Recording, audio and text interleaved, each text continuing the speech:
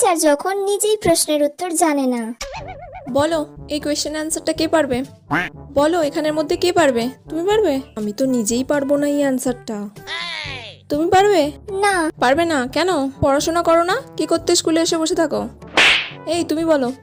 দূর বাবা, কেউ তো একটা উত্তরও বলতে পারছে না, আর কতক্ষণ এইভাবে চালাবো? বেলটাও পড়ছে না যে ক্লাস থেকে বেরিয়ে যাব, ভালো লাগে না। বলো। এই তোমরা সবাই প্রাইভেট কার কাছে পড়তে যাও? ম্যাম আপনার কাছেই। ঠিক আছে, তুমি বাদ দিয়েও তো এতগুলো স্টুডেন্ট আছো, তার মধ্যে কেউ বলতে পারছো না? ম্যাম আপনিই বলে দিন। আমি কেন বলবো? আমি বললে তো তোমরা সবাই এমনিই জেনে যাবে। তাহলে তোমরা কি করো বাড়িতে? উফ, কি জ্বালায় পড়লাম রে বাবা, কেউ তো একটা বল। সব গাধা, আমিও গাধা, তার সাথে তোরাও গাধা। বলো। নিজে তো জানি না, যা বললো তাতেই হ্যাঁ বলে দিই। শুনলে কি বললো?